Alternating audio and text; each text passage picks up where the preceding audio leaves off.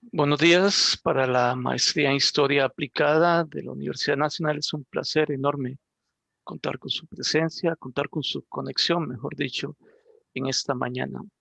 Damos inicio a este ciclo de charlas sobre historia aplicada.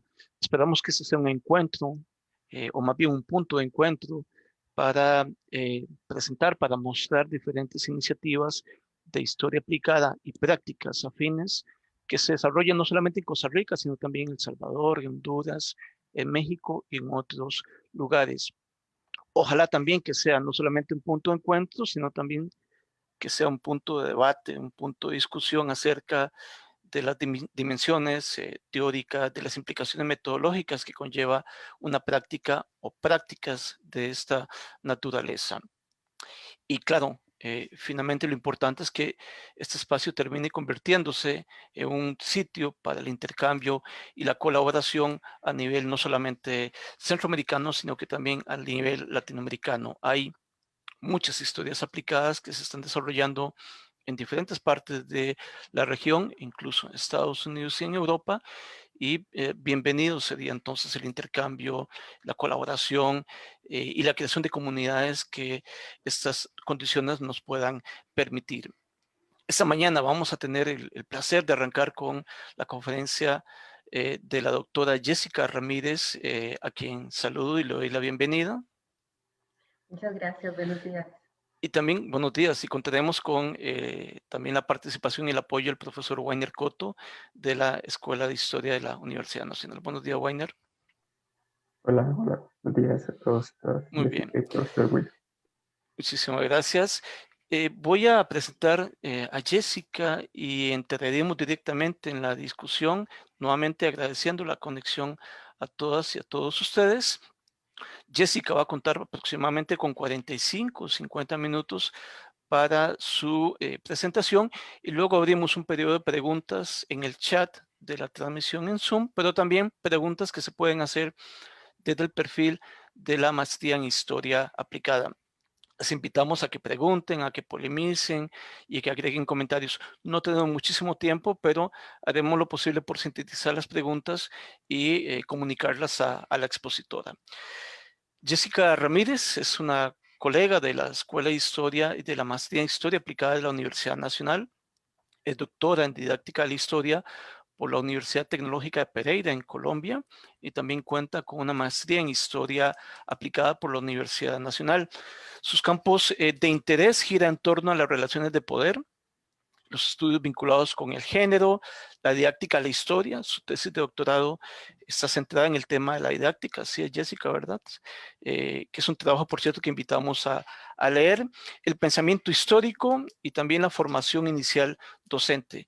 Jessica, además, en este momento es directora de la revista Perspectivas de la Escuela de Historia de la Universidad Nacional, una revista en la que se publican diversas investigaciones vinculadas con el tema de la enseñanza de la historia y que también invitamos para que busquemos por allí en las plataformas de Internet.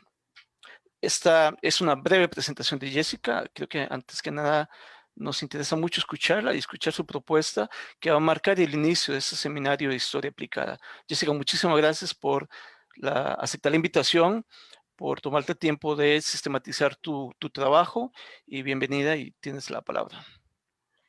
Pues, bueno, buenos días a todos y todas, a Weiner, a Wilson. Yo muy agradecida con la maestría, con vos, Wilson y Weiner, por la invitación. Me ha gustado mucho la oportunidad de que se abran estos seminarios donde podamos discutir qué es lo que estamos haciendo en investigación y cuáles son las miradas que tenemos sobre la historia aplicada. Creo que esto se revierte muchísimo en ampliar nuestras ideas y en construir un conocimiento acerca de nuestra propia praxis. Así que muchísimas gracias. Si me permiten, voy a compartir pantalla. A ver, estos seminarios me parece que marcan a ver, que nos dan nos abren la frontera para poder decir lo que hacemos desde nuestra práctica y con ello también cuestionarla o repensarla. porque si hay algo que es una construcción y que definitivamente pertenece a procesos, es la investigación. Entonces, me siento muy honrada de estar acá con todas las personas, tanto las que nos ven de forma diferida como las que están en estos momentos conectadas. Así que reitero mi agradecimiento para ser parte de este ciclo de charlas. Bien, el tema que yo les quiero exponer tiene por título La construcción del conocimiento, metodología e historia aplicada. Y acá un poco lo que quiero, más que profundizar en temas teóricos sobre la metodología, lo que quiero es hablar del proceso y de las decisiones que tenemos que tomar en este proceso de diseño de la investigación. Entonces, para poder, he propuesto que el debate esté en torno a las implicaciones metodológicas y éticas sobre la construcción del conocimiento en la historia aplicada. Y les voy a hablar un poco de mi experiencia. Y para lograrlo, he propuesto 3 rutas, que hablemos lo que significa o qué es lo que hay detrás del método cuando investigamos, cuando tomamos decisiones, cuando construimos un objeto de estudio. El siguiente es la construcción de un conocimiento socialmente útil a partir de esas decisiones que tomamos sobre el método y cerrar nuestra participación con el tema de los métodos para viajar al pasado. Es decir, que la historia la podemos construir desde muy distintas dimensiones y es un poco lo que quiero proponerles con mi participación. Entonces, empiezo con una parte un poco, sí que es teórica, pero no la voy a profundizar, porque creo que no es todavía el espacio para hacerlo. Sin embargo, cuando empezamos a investigar, hay una serie de decisiones que tomamos acerca del método, pero esas decisiones no son adrede. Esas decisiones están permeadas por una serie de ejes o de temas en los cuales, que van a influir directamente tanto en el cómo vamos a investigar, como en el conocimiento que vamos a producir y también en los quienes son parte de estos procesos de investigación. Entonces, hay muchas escuelas filosóficas, ¿verdad?, que nos permiten delimitar las investigaciones que vamos a hacer. Pero bueno, hay algunos autores y autoras que toman todas estas escuelas filosóficas y las podemos generalizar en estas 3 vertientes. Una vertiente positivista, donde se busca conocer la realidad. La realidad es tangible, por lo tanto es estudiable, es experimentable y se pueden hacer predicciones sobre ella. Se objetiva muchísimo el método, es decir, se busca la exactitud para poder explicar esa realidad social que está afuera, ¿no? Y se exponen unos resultados con respecto a las experimentaciones y a la aplicación de un método científico que se aplicó. Sus explicaciones generalmente son nomotéticas, es decir, que son deductivas, que van de una teoría y una hipótesis a un resultado, que buscan generalizar mediante leyes las explicaciones que van obteniendo de sus investigaciones. Otra escuela, otro paradigma sería el interpretativo, donde importan más los significados de ese mundo, de esa realidad social. Sí, la realidad social se va a observar desde los contextos específicos de quienes están inmersos en esa realidad. Y, por lo tanto, los significados van a tener una importancia trascendental para interpretar, para construir y tratar de explicar mediante esas subjetividades esa realidad o ese mundo social que se está investigando. Y luego el sociocrítico, que es un paradigma que surge como respuesta al conservadurismo del positivismo y a la falta de acción de los enfoques interpretativos, y lo que busca es emancipar. Busca que haya una transformación de una realidad determinada. O sea, se potencia el cambio de un problema determinado en la comunidad donde se trabaja o en el espacio donde se está realizando la investigación. Es muy importante, al igual que en el enfoque interpretativo, los contextos, pero las finalidades son lo que cambia, ¿verdad? Porque se busca que las personas a través de distintos mecanismos se empoderen y produzcan algún tipo de transformación en sus vidas. Entonces, bueno, esto es muy, muy general lo que acabo de decir, pero necesité decirlo porque el enfoque que elijamos, este enfoque nos va a dar las rutas para poder hacer diseños de investigación que respondan o no también a nuestros intereses.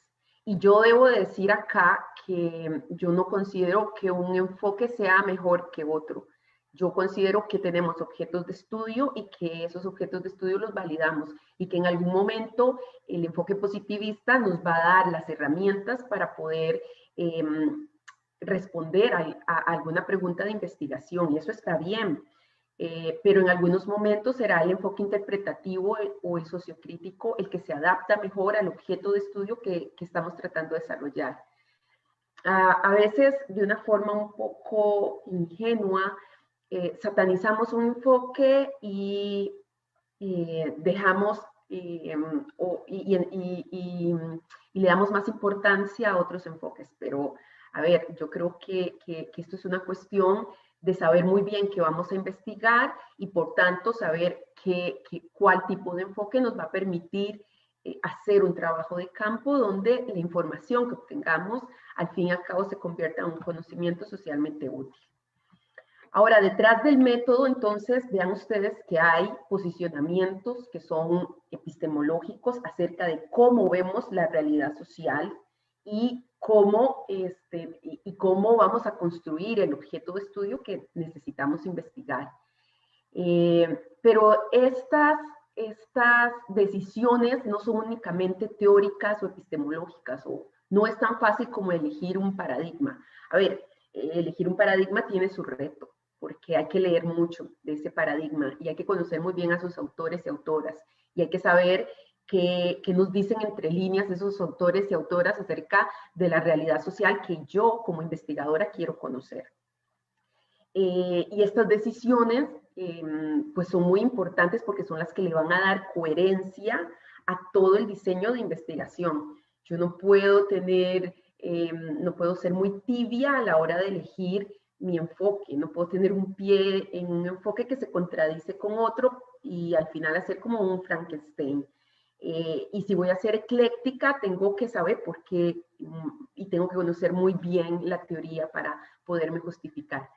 Pero bueno, no son solo decisiones de orden epistemológico las que tengo que tomar, sino que detrás del método también hay una serie de factores que influyen en lo que yo voy a investigar.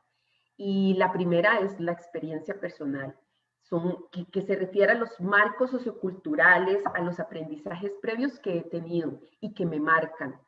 Si me permiten hablar de mi experiencia personal, quiero comentarles un poco cómo he llegado a construir y por qué me he decantado por un método y no por otro. Desde muy, muy joven, casi niña, yo me involucré en una organización no gubernamental que se llamó Vecinos y estaba ubicada en Sagrada Familia. Yo soy de los barrios del sur de San José, la capital de Costa Rica, y estos son los barrios pobres. Y entonces los barrios son los barrios urbanos marginales. Y entonces yo me involucré y yo conocí la educación popular desde la praxis, porque yo participaba en talleres, participaba en grupos, estaba en grupos de teatro popular, etc. Entonces, a ver, yo conocí a Fals Borda desde la práctica. Yo conocí a Paulo Freire, yo conocí a Oscar Jara, desde mi experiencia como adolescente, con los amigos y amigas que tuve alrededor. Y eso me marca, ¿verdad? Porque cuando llego a la universidad ya yo tengo todo un bagaje, toda una experiencia que me hace ver el mundo de una forma y no de otra.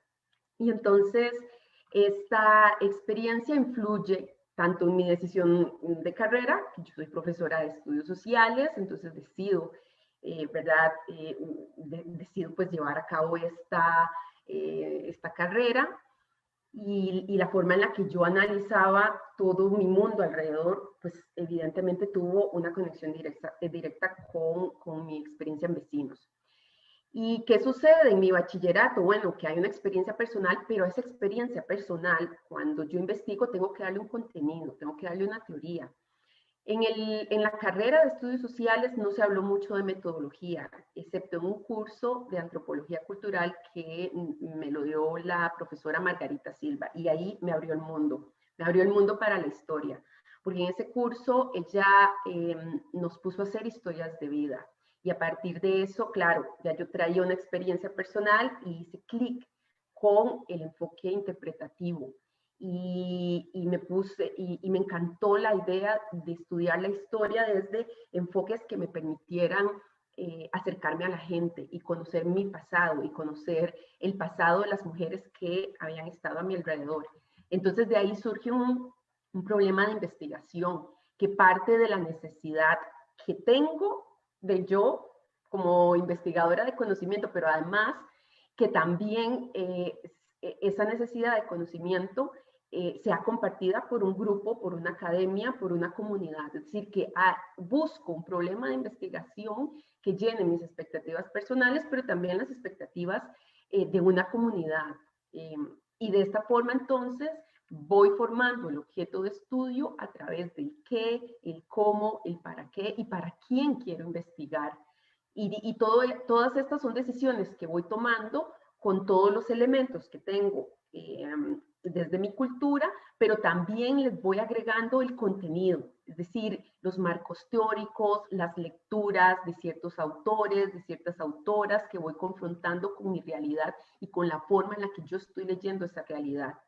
Por tanto, hay unos puntos de partida que me hacen elegir a interlocutoras más que sujetas en mi proceso de investigación y que van a influir directamente en el diseño que yo realice para investigar.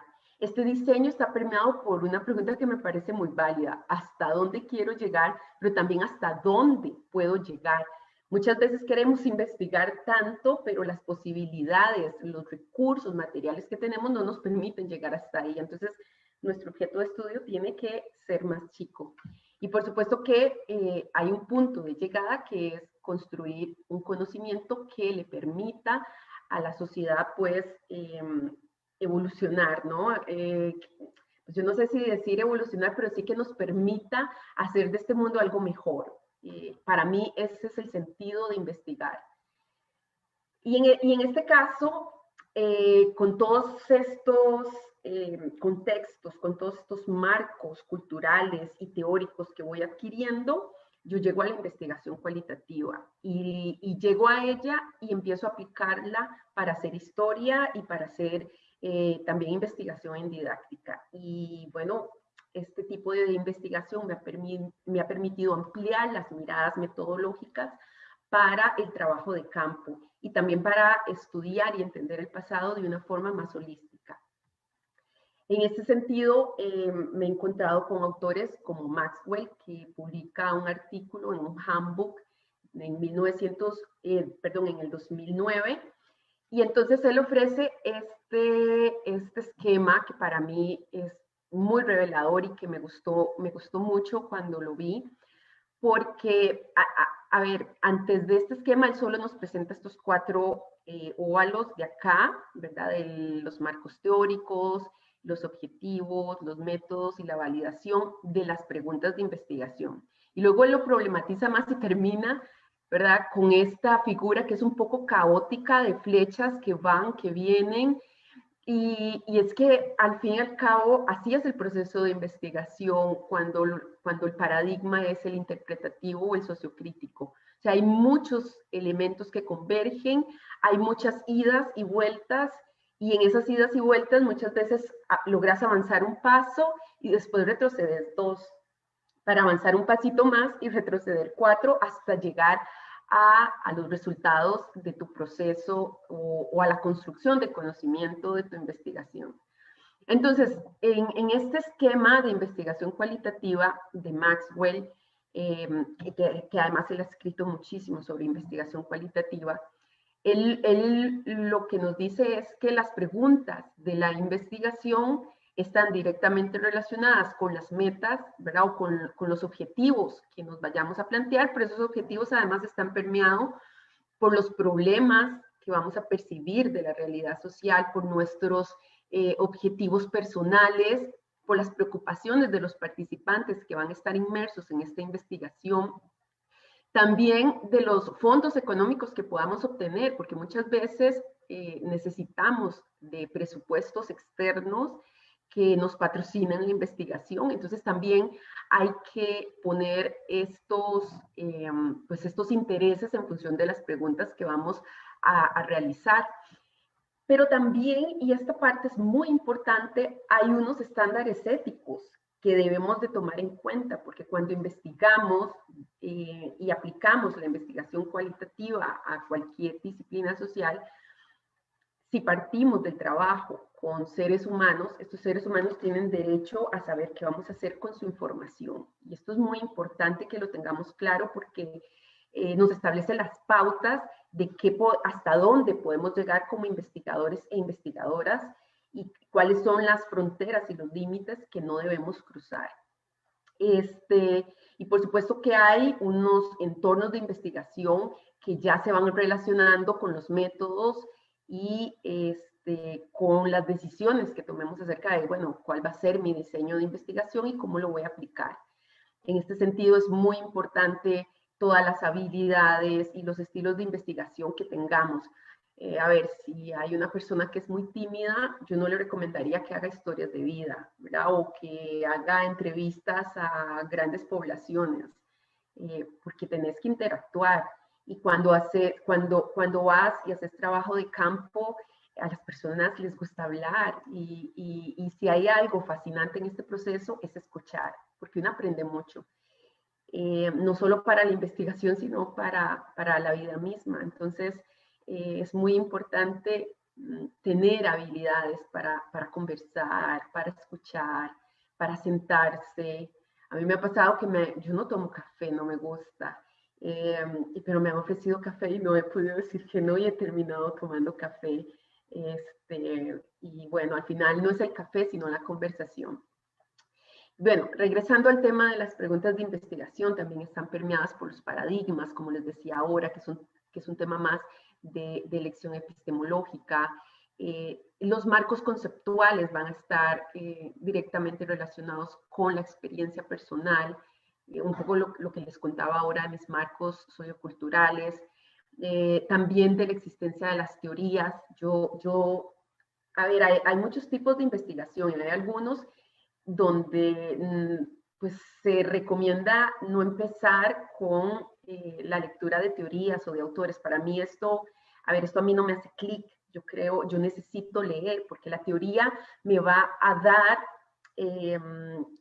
unas ideas previas de cómo voy a explicar esa realidad social. El problema es cuando yo veo la teoría de forma vertical y que ya lo que leí me explicó el mundo entero. Y sin pasarle un filtro, sin cuestionarlo, sin contextualizarlo.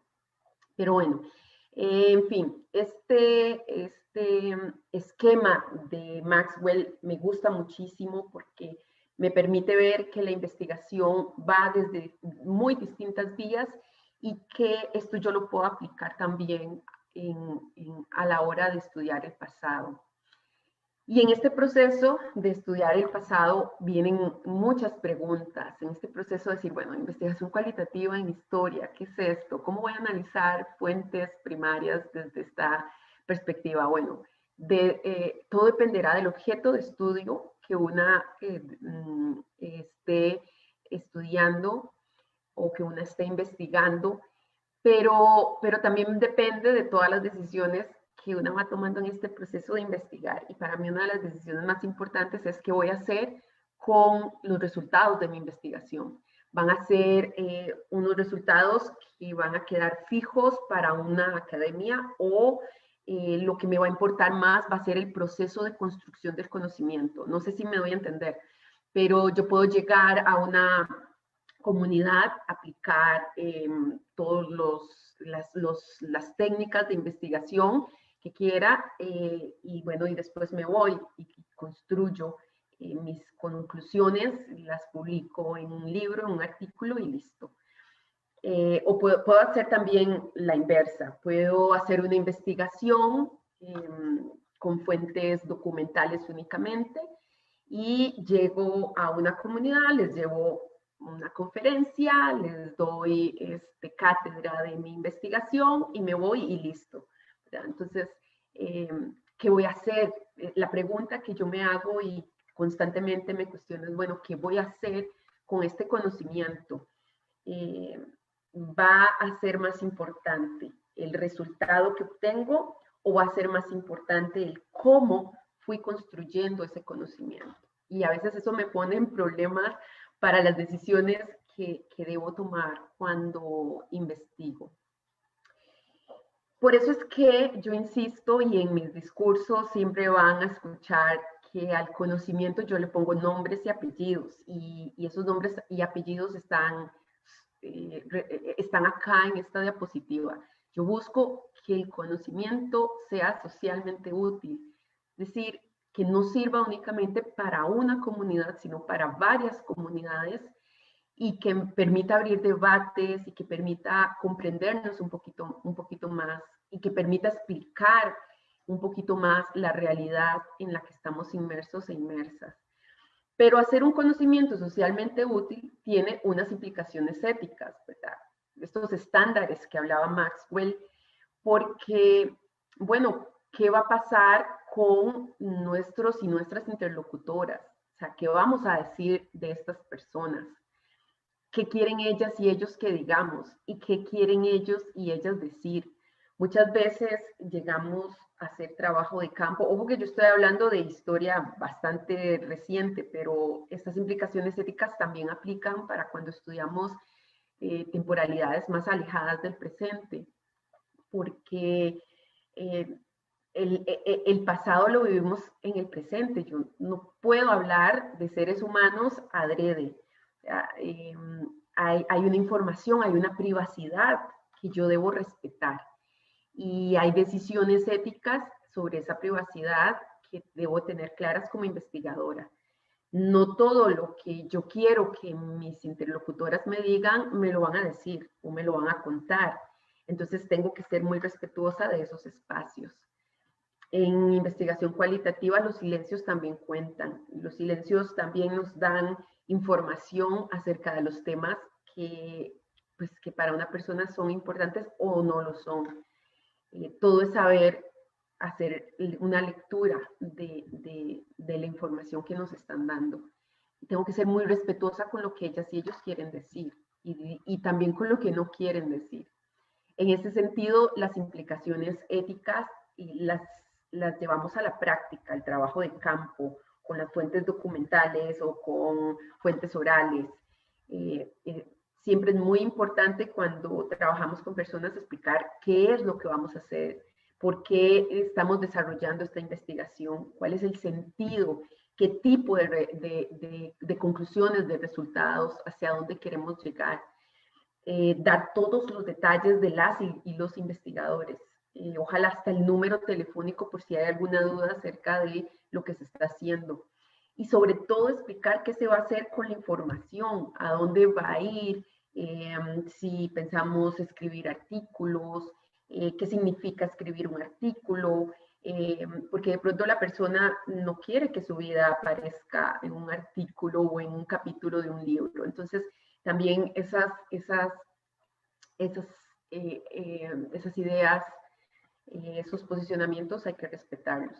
Y es muy importante garantizar la confidencialidad y el anonimato en la construcción de este proceso del conocimiento, ¿no? Y de intercambio de información. Garantizar que los nombres no van a aparecer y que todos los datos van a ser manejados únicamente por las investigadoras a cargo del proyecto. También es muy importante regresar al campo con las interpretaciones que hicimos. Esto tiene dos ventajas. Una, bueno, es lo que se llama la devolución de datos, pero no es solo una devolución, es confrontar lo que yo hice en mi investigación con las actoras y los actores reales. Y eso como investigadora me da más información, porque puede que se me hayan escapado algunas ideas y con este regreso al trabajo de campo voy a poder afinarlas, pero también me permite agradecer la información dada, ¿no? Con este regreso, con esta devolución, decirles, ok, esto es lo que yo voy a decir y esto es lo que voy a hacer concretamente con la investigación que desarrollé y con los datos que ustedes me dieron. De esta forma, en la investigación cualitativa hay una arqueología de trabajo que termina concretándose en un diseño. Entonces, hay un problema de investigación donde yo defino qué voy a investigar y en este proceso de construcción, de problematización, de análisis de la realidad social, puedo incluir a las personas con las que voy a trabajar, porque de esta forma voy a socializar más mi tema y empiezo a construir relaciones más horizontales a la hora de investigar. Los objetivos, ¿verdad?, que son las metas que van a guiar todo el proceso de investigación, van a ser puntos de partida, pero en estos procesos o en esta arqueología de la investigación, la lógica es que cada uno de sus componentes se reconstruye. Los objetivos serán un punto de partida, pero cambiarán en la medida en la que voy leyendo más, en la que voy afinando mis teorías, en la que voy afinando mis metodologías y definitivamente cambian cuando llego al trabajo de campo, ¿verdad? Porque puedo concretarlos más. Es lo que decimos acá en Costa Rica, como meterles más carnita, para darles un sentido más holístico dentro de la investigación. A ver, si yo empiezo a investigar con unos objetivos y termino de investigar con los mismos objetivos, algo hice mal. Algo hice mal porque no hay un proceso donde yo reflexionara la investigación en su todo. Y lo mismo pasa con los marcos conceptuales. A ver, que los marcos conceptuales son muy importantes, o marcos teóricos, porque me permiten definir los posicionamientos epistemológicos que yo realizo en mi investigación. Me permiten concretar el objeto de estudio. Pero estos marcos conceptuales, a la larga, en el proceso de investigación, son completamente cuestionables, porque cuando yo llego al trabajo de campo voy a obtener datos que me van a permitir regresar a esas teorías y decirles, un momentito, ustedes me hablaron de que la realidad social es A, B, C y D, pero es que yo me estoy encontrando Z y P. Y ahí entonces empiezo a discutir esas teorías desde la realidad del campo. Y luego tenemos también el marco metodológico, que si bien es un diseño de investigación para mí, o en mi experiencia, yo prefiero empezar con el marco metodológico antes que con cualquier otra parte del diseño de investigación, porque con el marco metodológico pienso primero en mis participantes y de mis participantes pienso, bueno, ¿cuál es el problema de investigación cuando lo concretizo a estos participantes? Y ahí entonces voy problematizando un poco más los vacíos de la investigación. Pero además el marco metodológico también me obliga a posicionarme epistemológicamente y con esas decisiones me devuelvo al marco conceptual para buscar a las autoras que me van a ayudar a problematizar o a construir mi objeto de estudio. En el diseño que se construye de la investigación se organizan todas las etapas. Y la organización de estas etapas también implica teorizar dentro del marco metodológico. Es decir, si yo elijo un enfoque interpretativo o fenomenológico, naturalista, humanista, etcétera, yo solo tengo que teorizar, tengo que leer y tengo que saber muy bien cuáles son los esquemas conceptuales dentro de los cuales yo inscribo este diseño de investigación. No es una decisión de, hoy voy a aplicar 3 entrevistas y 23 cuestionarios. Eso no me resuelve a mí todo el debate, toda la discusión acerca del proceso de investigación.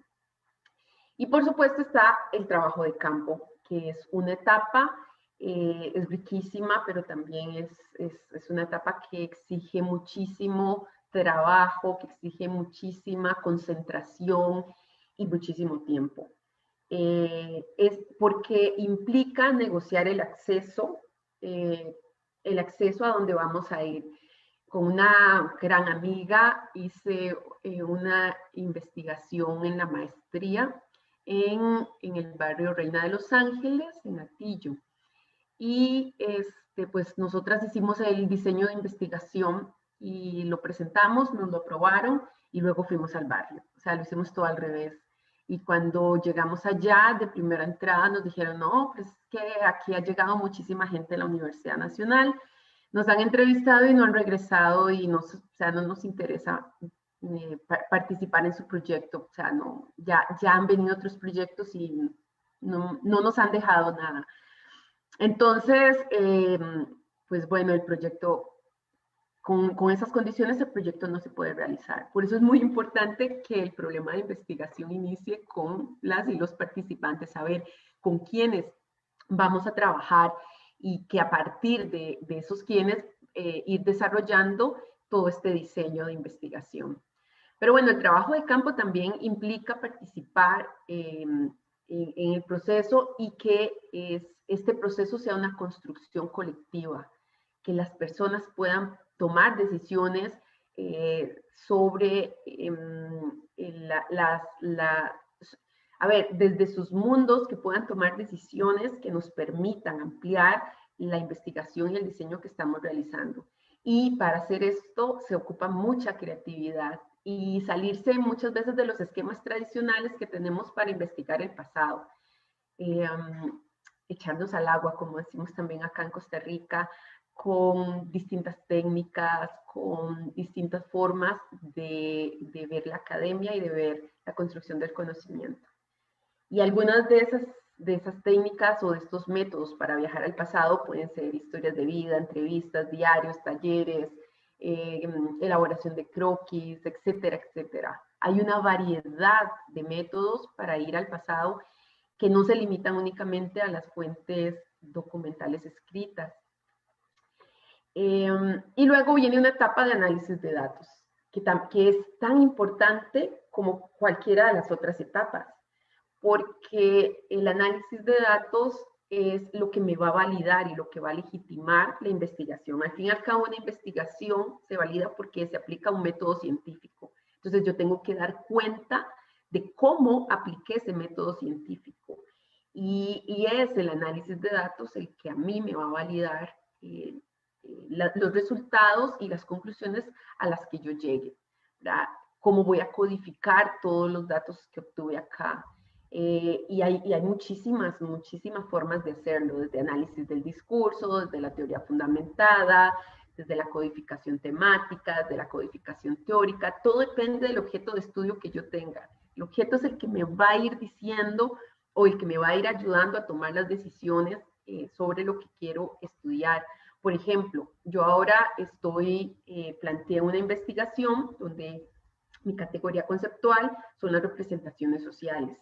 Y yo quería estudiarlo desde el análisis del discurso. Y entonces empiezo a leer a Van Dijk, a Lupicinio, etcétera, pero no se me ajustaba muy bien a mi tema de representaciones sociales. Me di cuenta que es la teoría fundamentada la que mejor o la que me da más herramientas para que yo pueda validar los datos a los que quiero llegar. De esta forma, entonces, todo este diseño, toda esta arqueología del proceso de investigación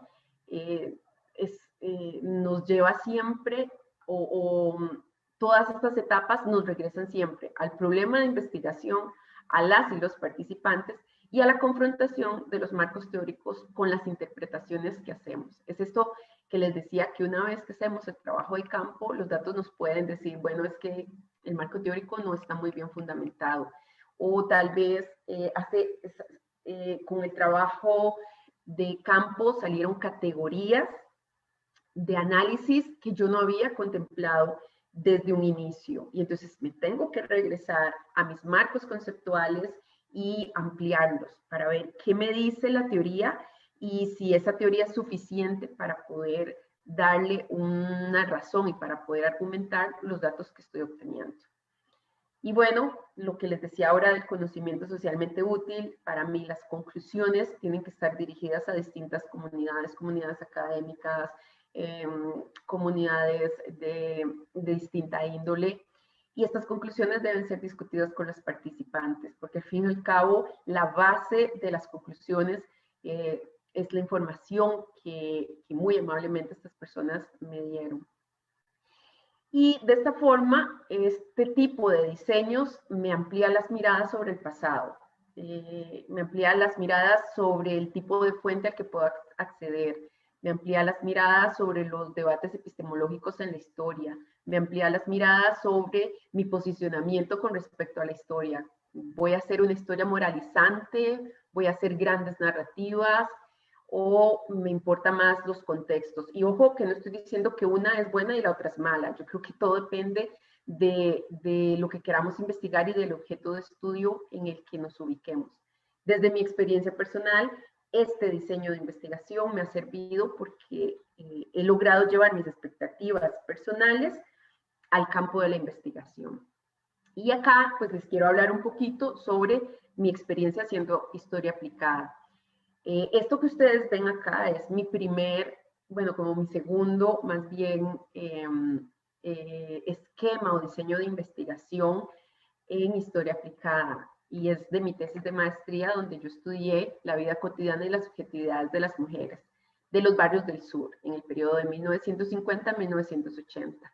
Sí, son periodos de tiempo bastante recientes, por lo cual me permitió trabajar directamente con las mujeres que estuvieron en este periodo y en este espacio.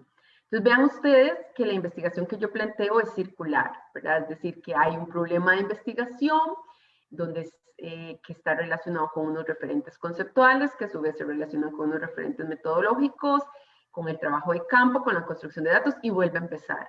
Porque efectivamente esto fue lo que traté de implementar, esta circularidad donde yo regreso constantemente al problema, al marco teórico a partir de unos datos y a partir del trabajo de datos, el trabajo de campo que voy realizando. De esta forma, mi metodología fue un enfoque mixto porque la parte cuantitativa la utilicé para hacer unos análisis de índices socioeconómicos y la parte cualitativa para insertarme el campo y trabajar con mujeres de los barrios pobres de San José. Apliqué un cuestionario, ¿verdad? Lo apliqué a 33 mujeres del barrio como para tener una idea general de mi objeto de estudio. Trabajé con las actas municipales. En un inicio, en el diseño que yo propuse, estaban las actas municipales, nada más, porque no tenía acceso a otro tipo de fuente documental. Pero cuando me inserto en el campo, yo pasé como 5 meses aproximadamente en los barrios del sur trabajando con estas señoras. Cuando empiezo a estar con ellas, pues una señora contestándome un cuestionario me dice, sí, es que el Club de Madres era no sé qué, no sé cuánto, ¿verdad? Que había sido una organización muy orgánica que había surgido en la comunidad para mejorar la infraestructura y que, en la cual solamente había mujeres. Y eso me interesaba mucho, pero solamente tenía el relato de esta señora, hasta que me dijo, fulanita de tal fue la última presidenta y ella tiene todas las actas del Club de Madres. Vaya donde ella, dígale que yo la mandé y tal vez ella le contesta también sus preguntas. y efectivamente, inmediatamente, Jessica se fue, tocó la puerta de fulanita de tal, me presenté el proyecto, le dije que además es muy importante, esto es una carta de presentación vital en la investigación, en el trabajo de campo, decir, me mandó doña tal y tal, que me dice que usted me podría ayudar, y claro, ya con esa carta de presentación es más fácil que te abran la puerta porque no sos una desconocida. Y bueno, entonces accedí a las actas completas del Club de Madres gracias a que esta señora las ha guardado toda la vida en su casa. Pero además, después esta señora me dijo que las actas de las juntas progresistas, que eran organizaciones comunales que se hicieron a partir de 1920 y terminaron en 1980, cuando hubo una cooptación política por parte del Estado. Pero bueno, estas juntas progresistas, las actas de estas juntas progresistas las tenía otra señora. También como recuerdo del barrio y de no sé qué y no sé cuánto.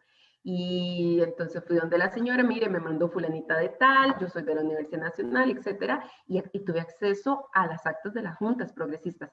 Estos documentos no están en el Archivo Nacional. Si yo me hubiera quedado únicamente con la información del Archivo Nacional, no hubiera llegado al Club de Madres, que fue una organización trascendental para las mujeres de esta comunidad.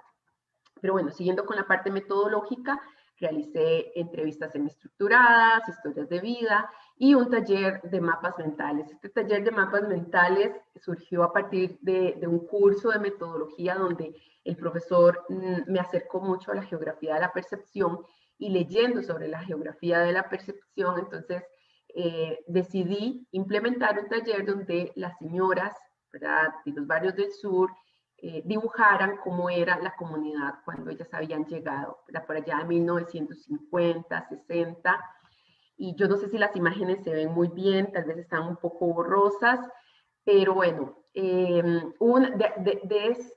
estos mapas tuvimos una conclusión muy interesante, porque todas, absolutamente todas las páginas, todos los dibujos tenían la salida hacia el barrio. Siempre todos, el común denominador era mostrar por dónde se salía. Y no se identificaba directamente cuál era la casa de cada una. Se dibujaban casas, pero no la casa de cada una. Y cuando regresamos y les preguntamos, bueno, es que aquí todas dibujaron la calle que sale hacia San José, ¿verdad? ¿Y por qué? Bueno, y la respuesta fue porque todas queríamos irnos, todas queríamos estar afuera. Entonces eso nos dio muchísima, digamos, material o muchísimas ideas para poder interpretar y estudiar un poco más el tema, y nuestro objeto de estudio también ampliarlo un poco. ¿Qué aprendí de esto? Bueno, aprendí que construir un conocimiento, aprendí a construir un conocimiento que partió de las mujeres de la investigación y no de mis ideas. A ver, no llegar con esta posición de académica, que soy de la universidad y quiero que me dé información de A, B, C y D y listo, sino que de construir relaciones horizontales a la hora de diseñar un proceso de investigación. Aprendí a valorar la subjetividad, pero, a ver, a valorar la subjetividad de las señoras que estuvieron conmigo en la investigación, los significados, cada una de sus ideas. Aprendí a valorarlas, y en esta valoración la que más aprendía era yo, y la que más tenía un papel secundario era yo como investigadora. Pero también aprendí que le debía a ellas un proceso de investigación que fuera riguroso, y para eso tenía que legitimar los datos a partir de métodos, ¿verdad?, que se validaran dentro de una comunidad académica, y en este caso comunidad académica porque era mi tesis de maestría. Entonces tenía que validar mis datos ante un tribunal de expertas. Y también aprendí que mis ideas no eran las ideas de ellas, que muchos de mis conceptos y muchas de todas las preconcepciones que yo tenía sobre el barrio, sobre ellas, pues yo estaba equivocada, ¿verdad? y bueno, al final la experiencia me ha permitido repensar muchísimo los marcos de investigación, me ha permitido repensar mi papel como investigadora. Considero que la historia aplicada, en mi caso, pues se hizo en periodos muy recientes, pero considero que sus implicaciones epistemológicas y sus implicaciones de debate y de diálogo abierto pueden aplicarse a cualquier periodo de estudio. Y bueno, para cerrar la exposición, nada más quería mostrarles el antepenúltimo diseño de investigación que he realizado.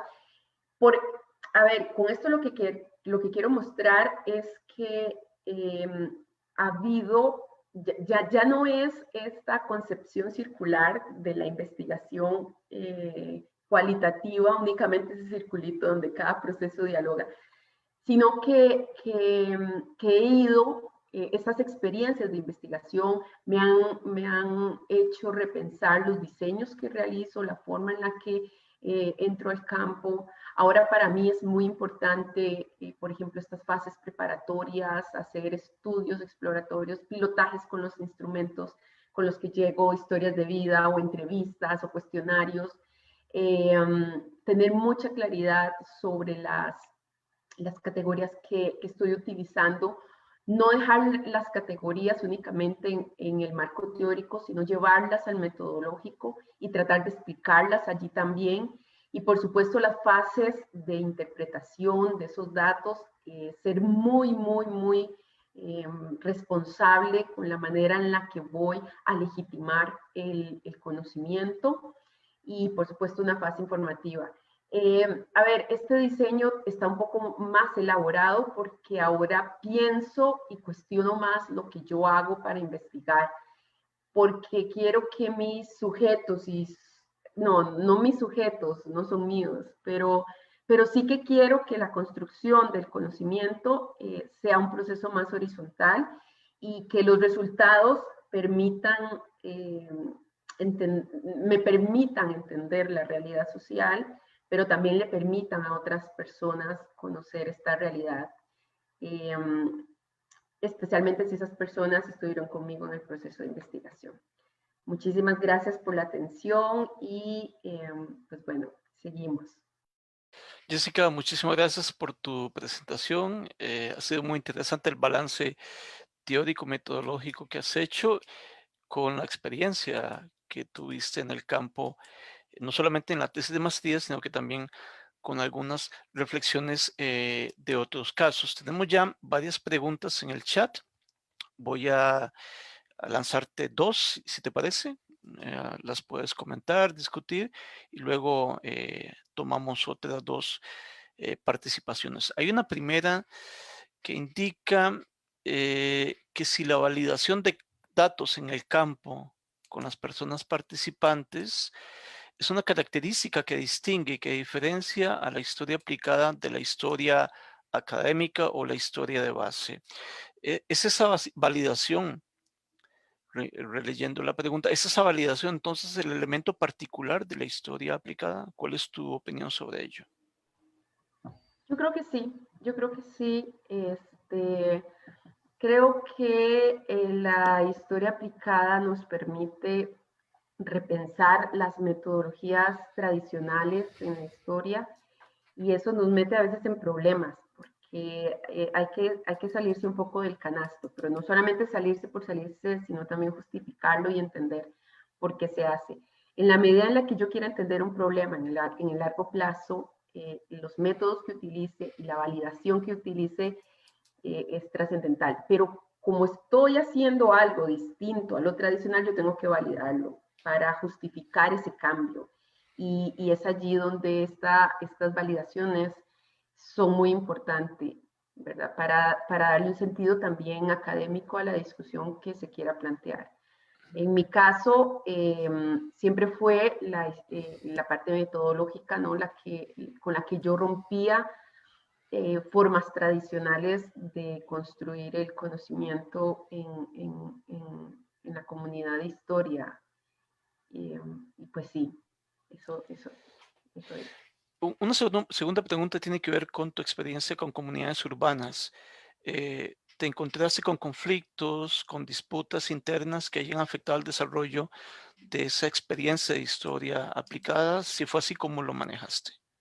Sí, encontramos muchísimos problemas.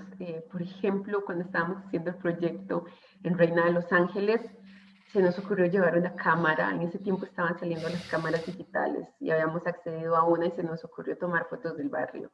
Y las personas salieron enojadísimas y bueno, tuvimos que detenernos allí un poco, ¿no? O sea, la experiencia, a ver, la experiencia a mí me enseñó que si llegas a un barrio, cualquier barrio, necesitas hacerlo con mucho respeto. O sea, si alguien viene a tomarle fotos a mi casa, yo me voy a enojar mucho. Y esas personas tenían toda la razón de lo que estábamos haciendo de una forma bastante ingenua, ¿verdad? Porque el que hubiésemos llegado a la universidad no legitimaba nuestra participación dentro de la comunidad, teníamos que ganarnos el derecho de estar allí, entonces eso crea muchos conflictos. También el que una diga, bueno, soy investigadora, eso causa también a veces cuando llegas a comunidades, a distintas comunidades, también eso causa intriga, ¿verdad? Bueno, ¿qué va a investigar? ¿Qué es lo que usted quiere saber de esta comunidad? ¿Qué va a hacer con esa información? ¿Por qué usted quiere investigarme?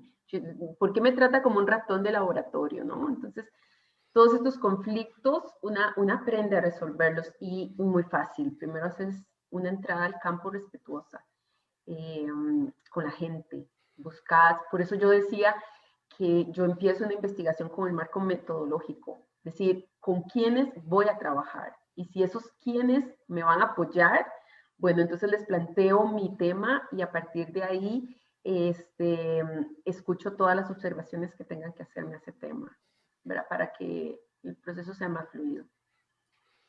Bien, gracias, Jessica. José Martín pregunta en el chat de la conferencia en Zoom. Buenos días, tengo entendido que la historia aplicada apuesta también por la devolución de conocimiento hacia los participantes activos en la investigación y la comunidad en general. ¿Puede referirse un poco acerca de ese proceso de difusión posterior a la finalización de un proyecto, que es algo parecido a lo que se preguntó antes, pero creo que José Martín está preocupado sobre esta fase post-investigación? ¿Qué podrías decir sobre eso, Jessica? No, pues me parece que además es, a ver, es uno de los temas más importantes que tenemos que discutir, ¿verdad? Vamos a hacer una devolución de resultados únicamente, o también vamos a ser partícipes a nuestras interlocutoras de esos resultados, porque hay dos vías, ¿verdad? Yo puedo llegar e ir y difundir mis resultados, es decir, esto fue lo que obtuve y listo, nos tomamos un café. O puedo también poner a la comunidad a que hable sobre esos resultados, a que cuestione esos resultados y como lo decía hace un momento, hay dos vías, pues, ¿verdad? Una que es ética porque estoy diciéndole, bueno, esto hice con su investigación, a estas conclusiones llegué. Muchas veces esas conclusiones son incómodas y eso es lo que abre el debate entonces para la segunda acción, que es que estas participantes te digan lo que piensan de tus interpretaciones. A ver, te pueden decir que eso que hiciste no tiene que ver nada con lo que ellas y ellos dijeron. Y eso nos permite también cuestionar el tipo de interpretación que hicimos, cuestionar nuestros mismos marcos socioculturales o las ideas preconcebidas con las que llegamos a hacer la investigación. Y bueno, pero hay dos vías de hacerlo. Hay dos vías que para mí, una es muy vertical, donde yo llego y les doy los resultados y listo. Y otra es donde abro el espacio para escuchar qué piensan mis interlocutoras sobre estos resultados y tomar esos apuntes y esos datos, ya sea para investigaciones que sigo desarrollando para las siguientes etapas de este proceso de la investigación con ellas y ellas, o para ampliar mis resultados. Esto me sucedió a mí. O sea, yo hice esta devolución de datos en mi última investigación, que es más cercana a la didáctica de la historia, pero lo hice con las personas que habían participado. A ver, en unos grupos me respondieron muy bien, dijeron, ah, no, pero eso es lo que está pasando, eso es lo que está pasando en nuestra realidad.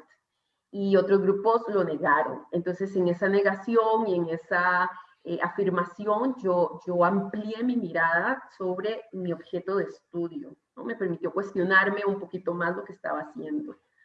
Muy bien. Jessica, tenemos una pregunta particular sobre el caso de la educación cívica en Costa Rica, que es un tema que domina muy bien. Héctor López plantea acerca, bueno, menciona que en la educación secundaria en Costa Rica, particularmente en educación cívica, desde hace 10 años se está procurando integrar un proyecto eh, en el contexto de las clases. ¿Se podría imaginar o perfilar algún modelo que permita acercar a los estudiantes de secundaria a la investigación? Wow, wow. Esa es una muy buena pregunta que además me pone en aprietos, porque efectivamente en la estructura del Ministerio de Educación Pública en Costa Rica se ha propuesto que las y los estudiantes trabajen por proyectos y muchas veces no sabemos qué es lo que el Ministerio de Educación entiende por proyectos y le hemos hecho una lectura de proyecto científico, ¿verdad? Es decir, que el estudiante elabore unos objetivos, elabore unos referentes conceptuales y que, bueno, que haga algo con su investigación.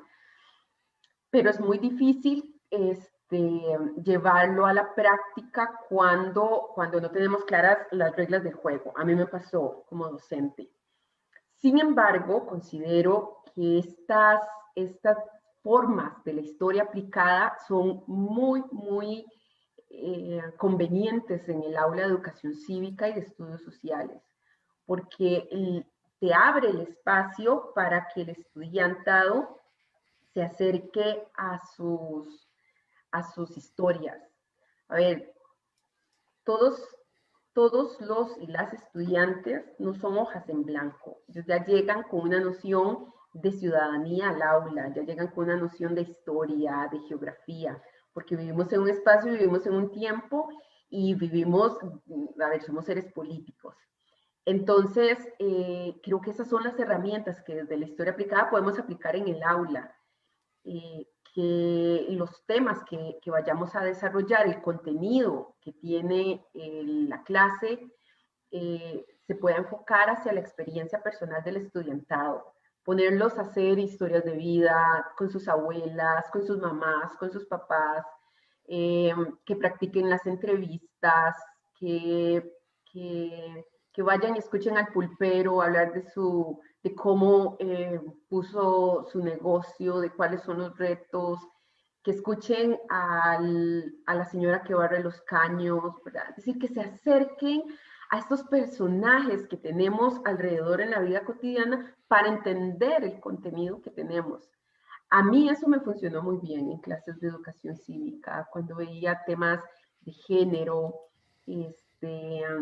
me servía muchísimo ponerles a interlocutar con las personas que tenían próximas y se trabajaba muchísimo la sensibilidad allí, se trabajaba también a través de proyectos. Entonces yo creo que la historia aplicada es una de las mejores herramientas que tenemos las y los docentes de estudios sociales para llevar al aula, especialmente de una materia como la educación cívica, ¿verdad? Donde todos los conceptos que vienen en los programas de estudio están permeados por la realidad cultural de nuestro estudiantado. Muy bien, gracias Jessica.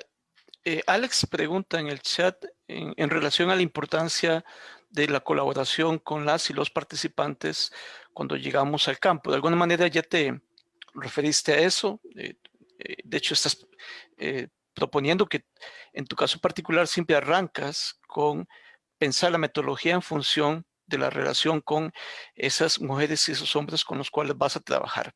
Luego podrías referirte nuevamente.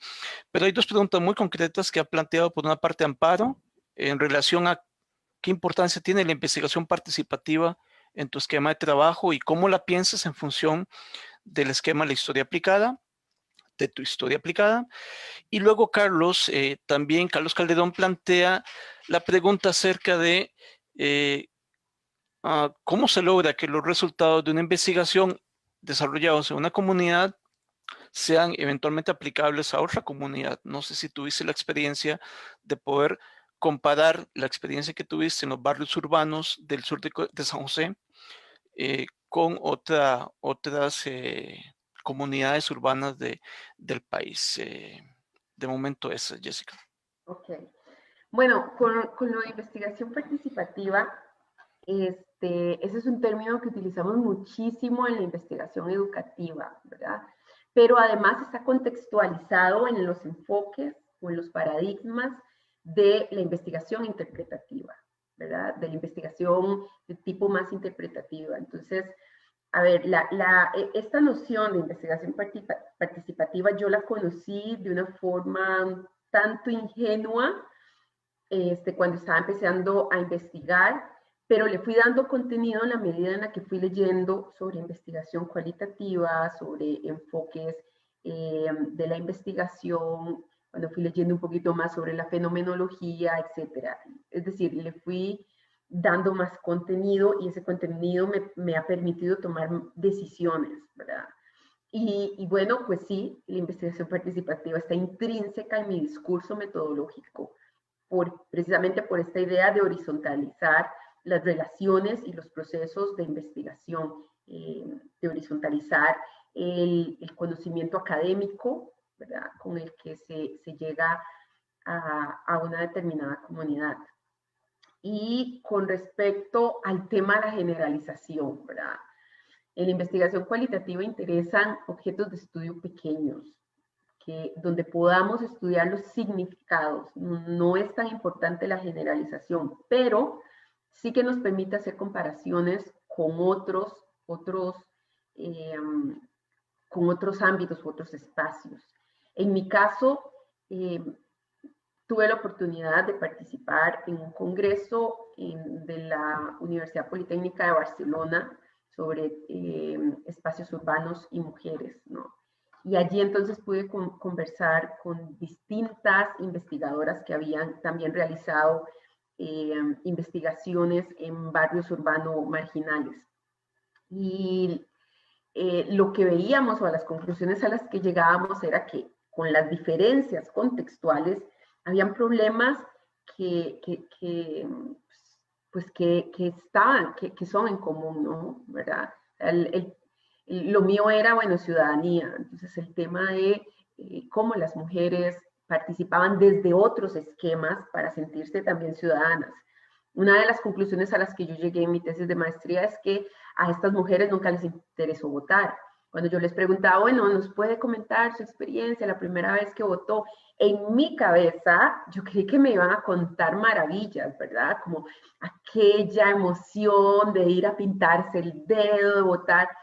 Las señoras ni siquiera me podían identificar los candidatos, los distintos candidatos que hubo en el periodo de estudio mío, ¿verdad? Y pues al final para ellas no fue importante votar. Y una me lo dijo directamente. Ella me dijo, para mí lo importante no fue votar, para mí lo importante fue que tuve cédula y que con la cédula entonces pude abrir una cuenta bancaria. Y ya mi papá y mi esposo no manejaban mis finanzas, ¿verdad?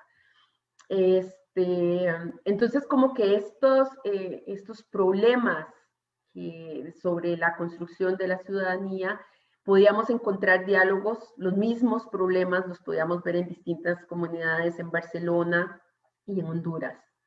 Entonces, al final, la investigación que haces con estudios de casos concretos, no puedes generalizarla porque la haces en un contexto específico, pero sí que poder llegar y hacer comparaciones que te permitan unirlas a otros ámbitos o a otros espacios y eso te permite también ir generalizando los problemas o a ver las conclusiones a las que llegas, ¿verdad? Son puntos medulares que puedes comparar y por lo tanto encontrar la generalización.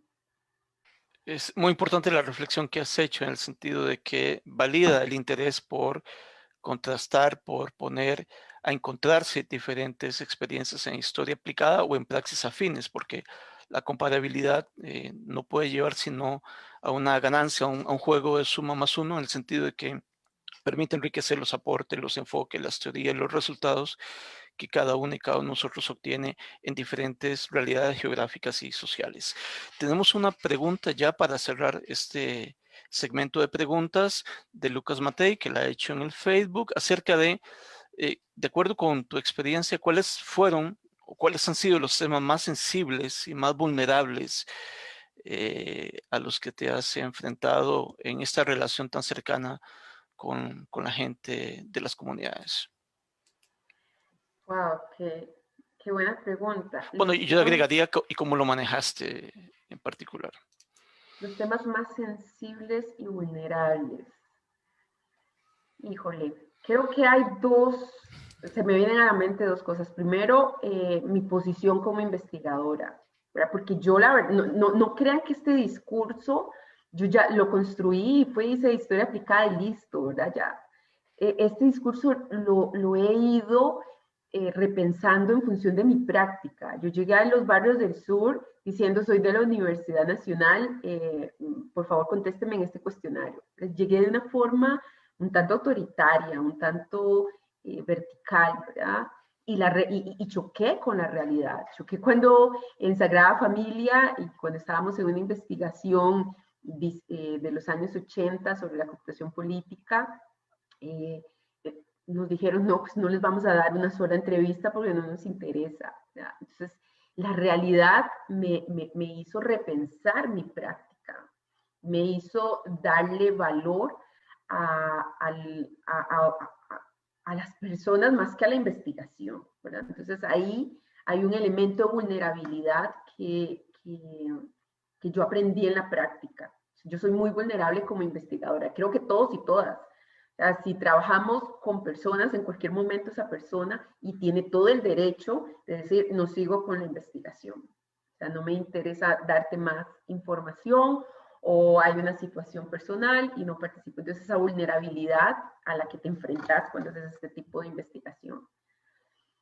Y el otro tipo es con las personas, ¿no? Sí, que te cuentan cosas. Yo en específico hice historias de vida.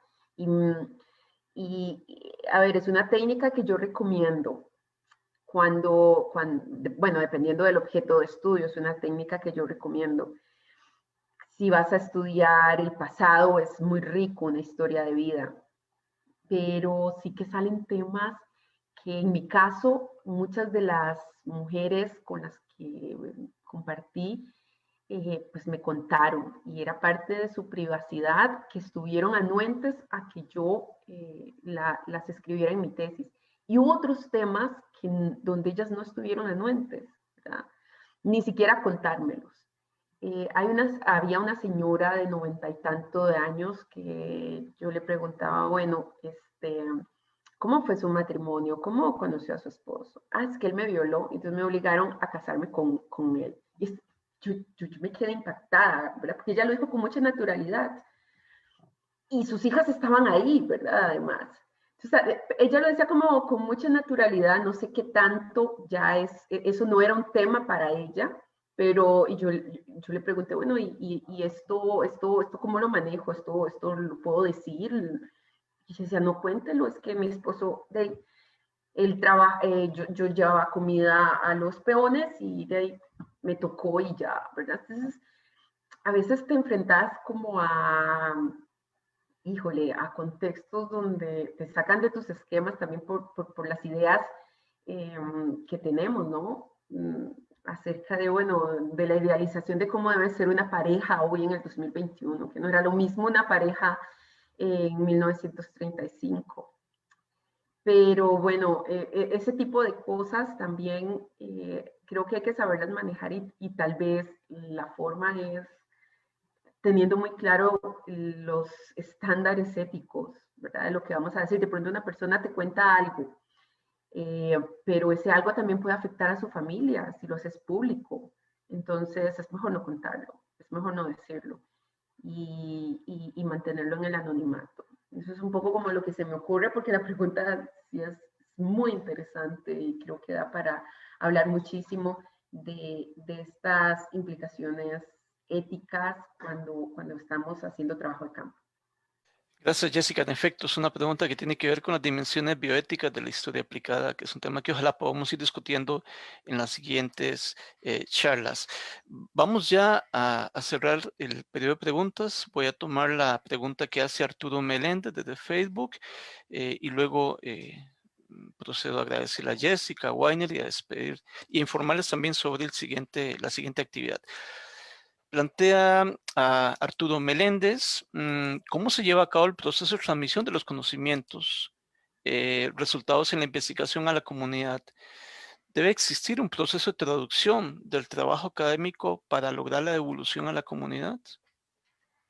Sí, en el momento que dijiste, Arturo, Meléndez, yo dije, me preparo para una pregunta de alto calibre, porque Arturo es estudiante, lo admiro muchísimo, le mando un saludo, es una persona brillante y me está poniendo en aprietos, como siempre.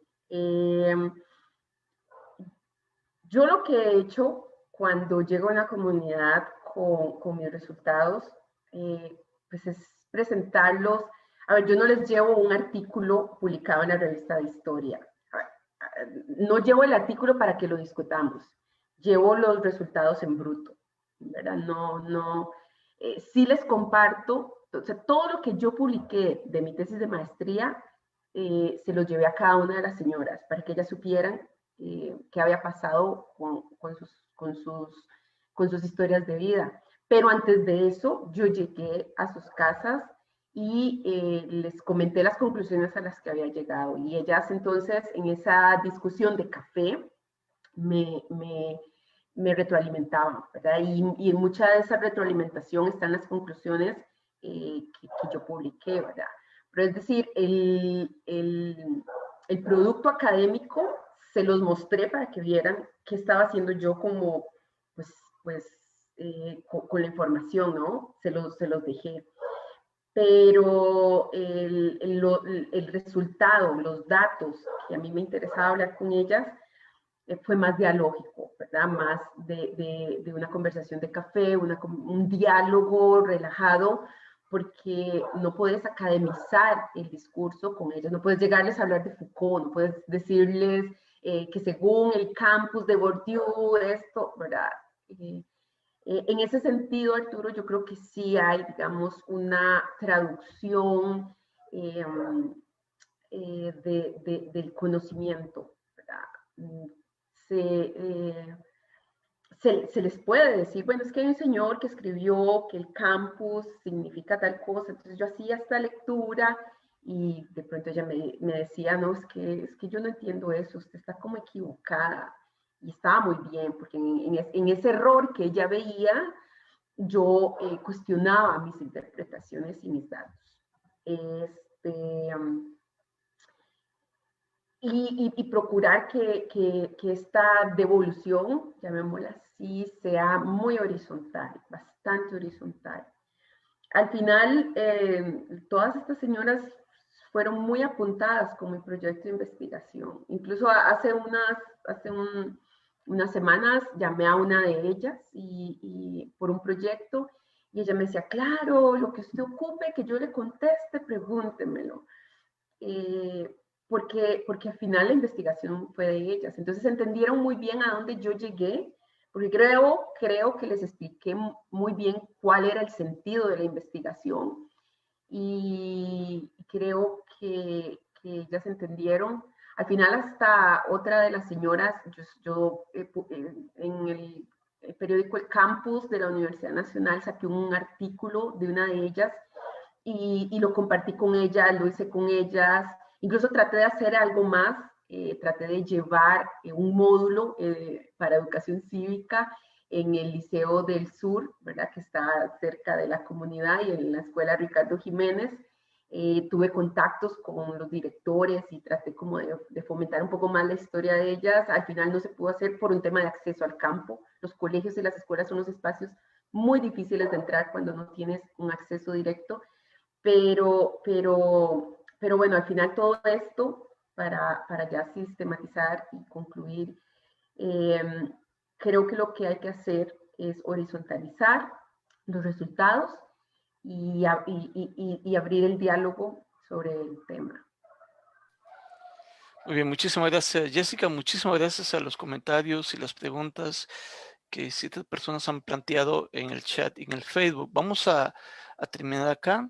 Les voy a compartir para recordarles las actividades que tendremos a futuro. Están viendo la imagen, ¿verdad? Correcto.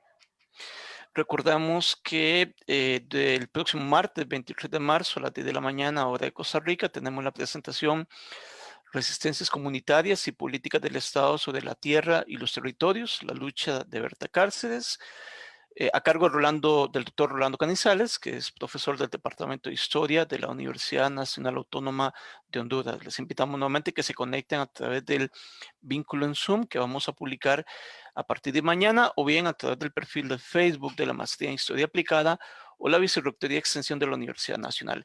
Y inmediatamente después de Semana Santa, volvemos con personas que habitan en una zona fronteriza del norte de Costa Rica, un estudio de caso a cargo de Margarita Torres, profesora de la Escuela de Historia de la Universidad Nacional. Así que, por favor, vemos estos espacios que seguramente vamos a también tener muchas preguntas y comentarios, como ha sido hoy con el caso de Jessica.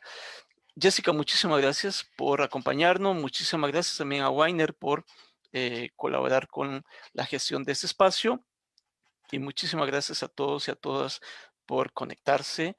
Espero que se haga costumbre conectarse para hablar sobre historia aplicada en lo que resta ya el 2021 y lo que viene más adelante. Gracias de nuevo y hasta luego. Gracias a vos por la invitación y a todas las personas que participaron con preguntas tan buenas. Muchas gracias y buen día.